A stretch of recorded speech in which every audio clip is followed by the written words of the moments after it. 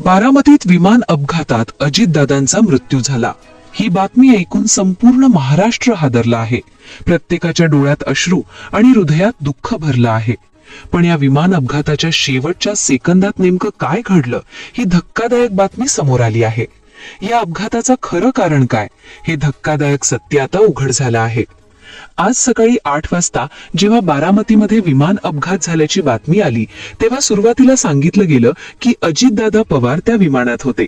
त्यांना लागलं आहे, त्यांची प्रकृती चिंताजनक आहे, त्यांना हॉस्पिटलमध्ये नेण्यात आलं आहे.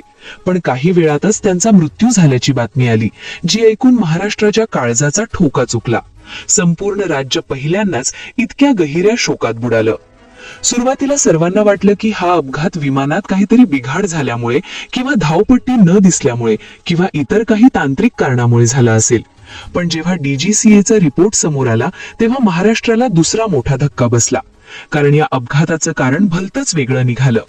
DGCA या सरकारी संस्थेने स्वतः शेवटच्या 10 सेकंदात काय घडलं याचा रिपोर्ट दिला आहे. शेवटच्या 10 सेकंदात विमान चालकाने एअर ट्रॅफिक कंट्रोलला नेमकं काय संदेश दिला होता, तो शेवटचा संदेश काय होता, त्या संदेशातून अपघाताचं खरं कारण उघड झालं. इंजिन खराबी होती की वैमानिकाची चूक होती की तिसरं काहीतरी कारण होतं, सगळं सत्य आता जगासमोर आलं आहे. चला या अपघाताविषयीचा संपूर्ण सविस्तर रिपोर्ट जाणून घेऊया.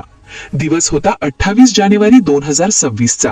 सकाळी 8:45 बारामतीच्या गोजीबावी परिसरात अचानक एक मोठा स्फोट झाला आणि संपूर्ण महाराष्ट्र हळहळला. टीव्हीवर ब्रेकिंग न्यूज येत होत्या.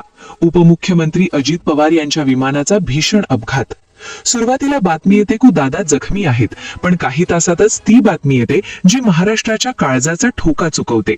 अजितदादा पवार यांचा दुर्दैवी मृत्यू झाला. सगळ्यांना आता प्रश्न पडला होता की हा अपघात नेमका कसा झाला. विमान तर फक्त 500 फुटावर होतं, मग असं काय घडलं. वैमानिकाचा ताबा सुटला.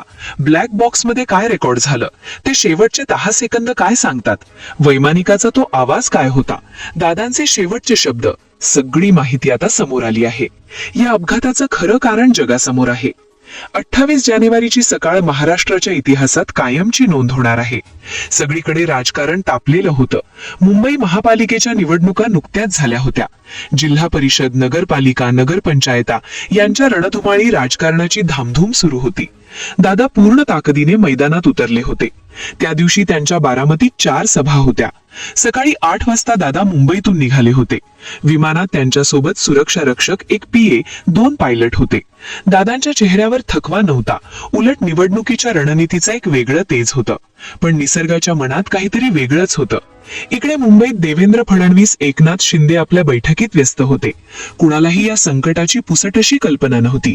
हे विमान निघालं सकाळी, पण कोणालाच माहिती नव्हतं की या विमानाचं पुढे काय होईल आणि संपूर्ण महाराष्ट्राला हादरा देणारी घटना घडेल. खरं तर हा अपघात घडण्याच्या मागे काही कारणं दडलेली होती. ती कारणं आता उघड झाली आहेत. 27 जानेवारीची रात्र अजितदादा आपल्या मुंबई निवासस्थानी होते. दुसऱ्या दिवशी बारामतीत 4 मोठ्या सभा असल्यामुळे लवकर निघायचं होतं. जिल्हा परिषद, नगरपालिकांच्या निवडणुकीसाठी दादा आता पूर्णतः दंड ठोकून उभे होते. ते शिस्त आणि वेळेचे पक्के होते. सकाळी 6 वाजता दादा उठले. खरं तर आज सकाळी 6ला ते उठले होते. त्यांनी आयुष्यात विचार केला नव्हता की हे शेवटचं आपण उठणार आहोत आणि आपल्याला कायमचे डोळे मिटावे लागतील. त्यांनी नेहमीप्रमाणे आपला चहा घेतला, फाईल चेक केली. कोणालाच वाटलं नव्हतं की ही त्यांची मुंबईतली शेवटची सकाळ असेल. सकाळी 8:30ला ते जुहू विमानतळाकडे निघाले. त्यांच्यासोबत त्यांचे खास PA आणि स्वयंसहाय्यक होते. विमानतळावर आल्यानंतर लिअरजेट 445 हे विमान त्यांच्यासाठी सज्ज होतं. पायलटने विमान तपासलं होतं. एअर ट्रॅफिक कंट्रोलनी क्लिअरन्स दिला आणि सकाळी 8 वाजता विमानाने आकाशात झेप घेतली. मुंबईचं आकाश धुकर होतं, पण बारामतीकडे हवामान स्वच्छ दिसत होतं.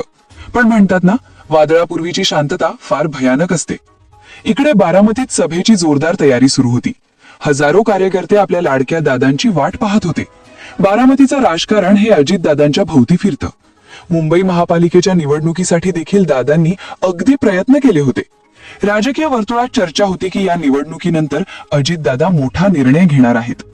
देवेंद्र फडणवीस आणि एकनाथ शिंदे यांच्यासोबत त्यांच्या गाठीभेटी वाढल्या होत्या. दुसरीकडे शरद पवार आणि सुप्रिया सुळे हे देखील आपल्या प्रचारात व्यस्त होते. पण या सगळ्यात नियतीची एक वेगळी स्क्रिप्ट लिहिली जात होती. नियतीच्या मनात अजितदादांचा शेवट आजच होणार होता. कोणालाच कल्पना नव्हती. विमान जेव्हा पुण्याच्या हद्दीत शिरलं तेव्हा दादांनी त्यांच्या पीएला शेवटच्या सभेच्या भाषणाबद्दल काही सूचना दिल्या होत्या. ते उत्साहात होते. त्यांना ठाऊक होतं की बारामतीची जनता त्यांच्यावर किती प्रेम करते.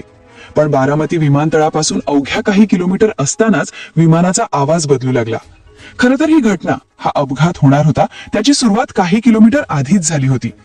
पुण्याच्या हद्दीत विमान शिरलं. बारामती काही अंतरावरच होती की तेवढ्यात विमानाचा आवाज बदलू लागला. डीजीसीएचा रिपोर्ट आला.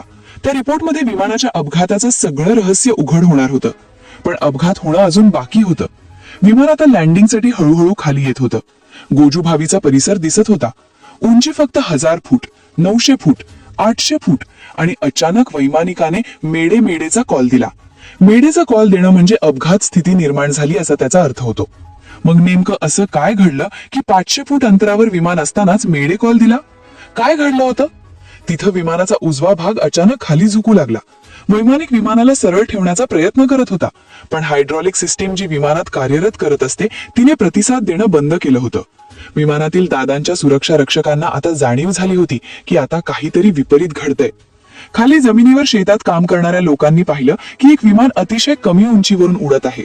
त्याच्यामधून धूर निघत आहे, पण ते विमान अतिशय अनियंत्रितरित्या खाली येताना दिसत आहे.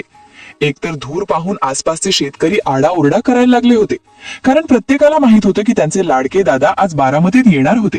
काही जण सभेला जाणार होते, तर काही जणांचं वेगळं नियोजन होतं, तर काही प्रचार करणारे कार्यकर्ते होते. पण विमान धूर घेऊन येताना वेगाने दिसलं. लोकांच्या तोंडातून पाणी पळालं. कोणतरी ओरडलं, अरे हे दादांचं विमान वाटतंय. आणि क्षणार्धात ते विमान दरी सदृश्य भागात कोसळलं. विमान कोसळताच मोठा स्फोट झाला. शेतात काम करणारे शेतकरी धावत गेले. विमानाचे 2 तुकडे झाले होते. आग इतकी भीषण होती की जवळ जाणं कठीण होतं. पोलीस प्रशासन धावलं. सुरुवातीला बातम्या आल्या, दादांना वाचवण्यात यश आलं. दादा, त्यांची प्रकृती नाजूक आहे, पण दादा वाचू शकतात. सोशल मीडियावर फोनचा पेव फुटला. बारामतीच्या हायटेक हॉस्पिटल बाहेर हजारो लोकांची गर्दी जमली होती. सुप्रिया सुळे, शरद पवार दिल्लीहून विमानाने निघाले होते. त्यांच्या डोळ्यातले अश्रू संपूर्ण महाराष्ट्र पाहत होता. पण सत्य हे होतं की त्या भीषण आगीमध्ये नेमका कोण वाचले, कोणाचा जीव वाचलाय याची अजून कोणालाही कल्पना येत नव्हती. तेवढ्या डीजीसीएच्या पथकाने तपास सुरू केला. डीजीसीए हे भारतीय सरकारचं असं पथक आहे जे विमान अपघाताची पडताळी करतं, कारण शोधतं. त्याचं काम व्यवस्था करणं हे सरकारी काम आहे. डीजीसीएची एंट्री झाली. तपास सुरू केला. विमानाचे अवशेष गोळा केले.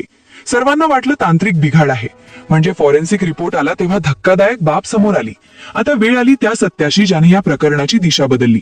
तपासात समोर आलं की अतिशय वेगाने तपास सुरू झालेला असून आता स्वतः मुख्यमंत्र्यांनी देखील अगदी पद्धतीने तपासणी करण्याचे आदेश दिलेले आहेत. खरं तर या प्रकरणामध्ये आता या विमानामध्ये काय प्रॉब्लेम झाला होता, खरं चूक कोणाची होती, तांत्रिक बिघाड होता की तिसरं काहीतरी होतं, हे सगळं आता सत्य समोर येणार आहे. स्वतः पंतप्रधान मोदी यांनी देखील काही मिनिटांपूर्वीच या अपघाताची माहिती घेतलेली आहे. काही कारणास्तव आता या अपघाताचं कारण काही तासातच समोर येणार आहे. पण तोपर्यंत एक महाराष्ट्रातील बडा नेता, जो अतिशय लोकप्रिय असणारा नेता, असा अपघाती मृत्यू होणं ही राजकारणाला पडलेलं मोठं नुकसान आहे.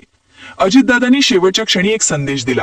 राजकारणातले कितीही वाद असले तरी एक कार्यकर्ता आणि नेता म्हणून त्यांनी शेवटच्या श्वासापर्यंत संघर्ष केलाय. बारामतीचा तो वाघ शांत झाला, पण या अपघाताने प्रश्न आजही अनुत्तरित आहेत. आता तुमचं नेमकं काय मत आहे?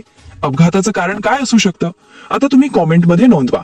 चॅनलला नवीन असाल तर सबस्क्राईब करा. धन्यवाद.